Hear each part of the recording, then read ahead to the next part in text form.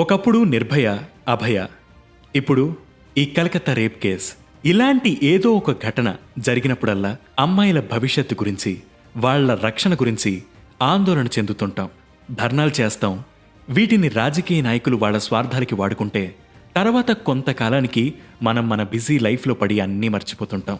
మళ్ళీ ఇదే loop repeat అవుతుంది. కానీ సమాజంలో మార్పు ఎప్పుడొస్తుంది, ఎలా వస్తుంది అని ఎప్పుడైనా ఆలోచించారా?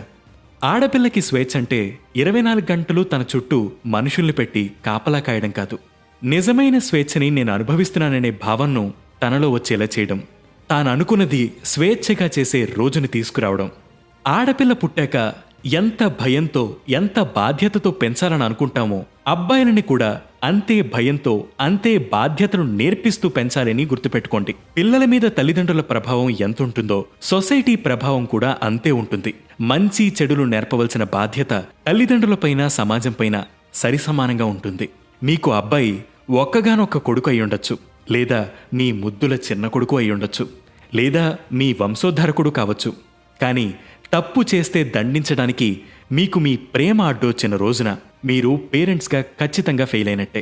నీ తల్లిని ఎలా గౌరవిస్తావో, నీ చెల్లిని ఎలా చూసుకుంటావో, అలాగే నీ తోటి ఆడపిల్లల్ని అంతే భయంతో, అంతే బాధ్యతగా చూసుకోవాలి అని నేర్పించాల్సింది తల్లిదండ్రులు, స్కూల్, కాలేజీలో ఉపాధ్యాయులు. ప్రెజెంట్ ఎడ్యుకేషన్ సిస్టంలో కూడా చాలా మార్పులు రావాలి. పిల్లలకి సెక్స్ ఎడ్యుకేషన్ మీద అవగాహన కల్పించాలి. సెక్స్ అనేది గుప్పెట్లో దాచిన సర్ప్రైజ్ ఎలిమెంట్లా మీరెప్పుడైతే పరిచయం చేస్తారో పిల్లలకి, ఖచ్చితంగా దాని ప్రభావం వాళ్ళ మీద చాలా నెగటివ్గా ఉంటుంది.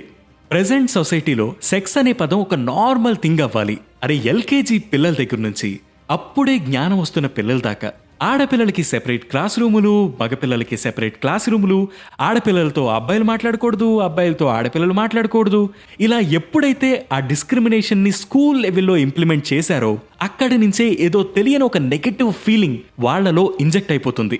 రాని తప్పుడు ఆలోచనలు కూడా వాళ్ళు వేరు, మనం వేరు, వాళ్లలో ఏదో ప్రత్యేకత ఉంది అనే ఆలోచన చిన్న పిల్లలప్పటి నుంచే ఇలాంటి ఎడ్యుకేషన్ సిస్టంలో ఫ్లాస్ వల్ల ఇంకా ఇంకా ఇంకా పెరిగిపోతున్నాయి. లకారాలతో మొదలుపెట్టి కోపం వస్తే తిట్టే తిట్ల దగ్గర నుంచి ఆడపిల్లల్లా గాజులు తొడుకుని మూల కూర్చుంటావా అని చెప్పే ప్రతి మాట వరకు ఈ పదాలన్నీ మారాలి. అలాంటి భావనను ప్రతి ఒక్కళ్లలోనూ క్రియేట్ చేయగలిగిన రోజున ఈ సొసైటీ బాగుపడుతుంది. ఇలాంటి ఎన్నో దుర్ఘటనలు జరగకుండా ఉంటాయి. అలాంటి ఒక సమాజం కోసం ఆశిస్తూ సెలవు.